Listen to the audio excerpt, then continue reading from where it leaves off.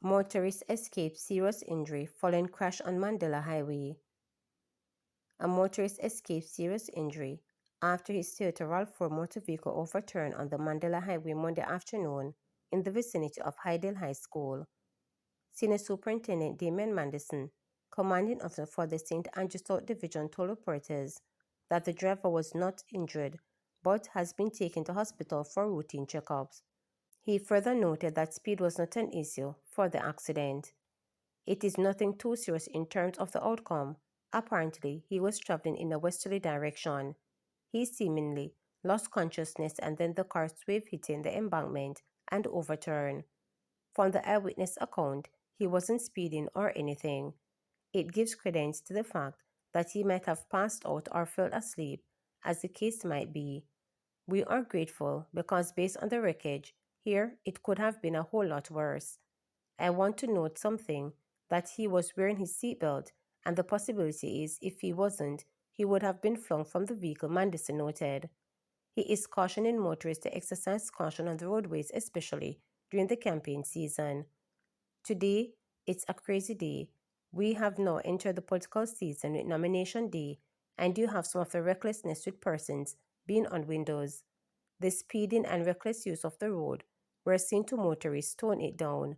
It is better to get there late than anything at all. When it comes to the safety gears, we are saying wear your seatbelt, wear your helmet. This is something that police shouldn't have to force people to do for their own safety. Today again, I say it is a witness of what, and I do believe that the help to save his life, Manderson stated. Teachers' patience running out, JTA President stated. President of the Jamaica Teachers Association, JTA, Dr. Mark Simmet, says the patience of teachers is running out as they seek to secure an improved wage offer from the government. JTA representatives walked out of wage negotiations with Finance Ministry on Friday after they failed to get a new offer. The JTA then gave the ministry until midnight Sunday to put forward a better offer, failing which it says it reserves its right to activate its machineries to respond. It's understood that the ministry has not yet responded to the JTA ultimatum. The association said it was demanding a new offer ahead of its annual conference. Speaking at the opening session of the conference, Dr. Simmet told delegates that the offer was flatly rejected. Dr. Simmet said the friction which exists with the teacher's salary must be removed. He added that when the issue of salaries is addressed, stakeholders can pivot to their own issues. Dr. Simmet said he, like many teachers, remains in the system because of a passion for education and human development. The JTA president called for a serious investment in education. Meanwhile, Dr. Simmet said teachers have been subsidizing the education system, and this should not happen.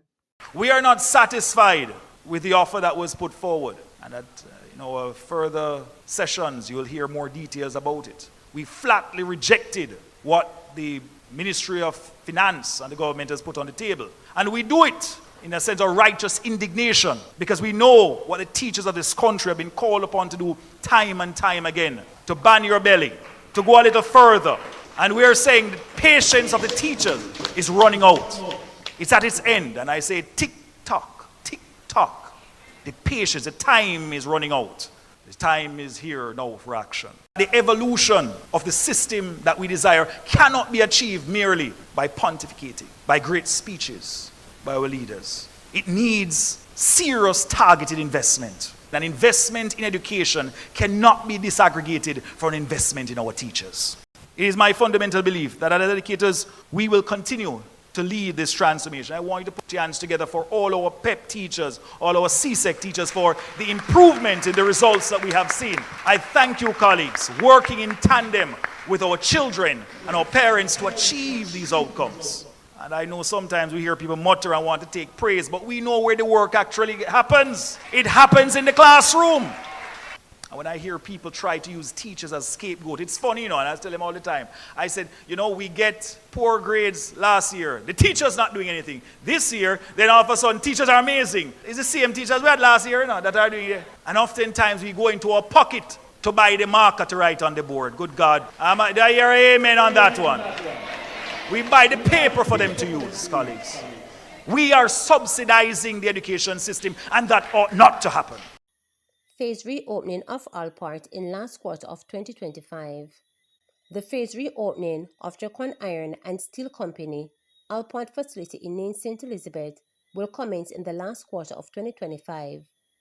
Minister of Agriculture, Fisheries and Mining Floyd Green, in making the disclosure, said the government has been working with the company towards resumption of operations.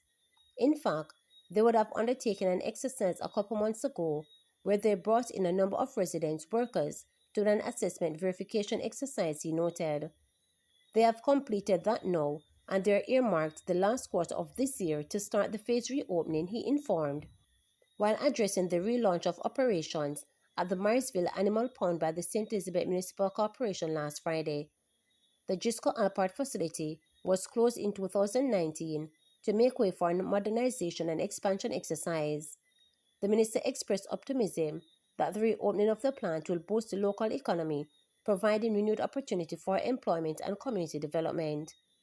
We know in St. Elizabeth that Jisco Alport has been a critical part of our economic survival, and once we see the reopening, it will bring back life, not just in Marisville Division, but to St. Elizabeth in general and parts of Manchester, he pointed out. Minister Green, in the meantime, welcomed the reopening of the animal pound as a critical step in protecting drivers, farmers, and the general public from the danger posed by stray animals on the roads. He advised the municipal corporation that government lands are available for the establishment of other ponds in the parish. I want to commit to the municipal corporation that if you need additional land, let me know.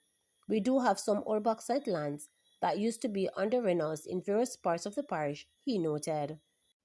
Mother of man fatally shot after fleeing Kingston wants answers.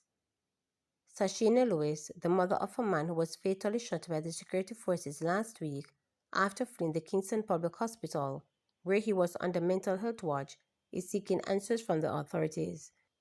Lewis says the situation has left her and her family sad and distressed. She told reporters that her son was restrained by friends and brought to KPH last Tuesday. Shortly after 5 a.m. the next day, she said she received a call from KPH informing her that he had escaped. She later received another call, this time from the police, stating that he had injured a nurse with a pair of scissors before fleeing the hospital. Lewis said she launched an urgent search before eventually learning that her son had been fatally shot. It is reported that Mr. Edwards was initially shot by a police officer and he fell with bandaged scissors in his hand. It is also reported that Mr. Edwards ran away and was later confronted by soldiers. The soldiers, it is reported, felt threatened as Mr. Edwards was still armed with the bandaged scissors, and at least one of the members of the team fired at him, reported the Independent Commission of Investigations Indicom, the body which probes criminal misconduct by the security forces. The shooting occurred on the compound of All Saints Church on West Street in downtown Kingston. On Monday, however, Lewis said her New Haven Duhaney Park community has been very supportive of her and that she must remain strong for her family. I just have to hold strong because I have my daughter and I just have to keep my head strong, she said, recounting how her son started acting strangely after returning from a party. I just thought he needed to detox and get some rest because he was drinking hard. I never had any mad son, she stated. I don't think he took anything. I just felt it was the liquor. Despondent mother, alleging that an information surrounding her son's death is mostly hidden and she's unsure what to believe. Edwards added to a list of 7 presumed mentally ill persons fatally shot and 4 non-fatally shot by the security forces since the start of the year. Last year, 10 persons were fatally shot, while there were 11 non-fatal encounters involving mental ill individuals. The security forces must assess their own training and reflect on the instructions given in such confrontation, with regards to the necessity and proportionality of their own deadly force in such encounters, stated Indicom, noting that international best practice promotes a tactic for de-escalating, utilizing distance, cover, and time, which also protects the security forces. To subscribe, like, share, and click the notification bell for daily updates.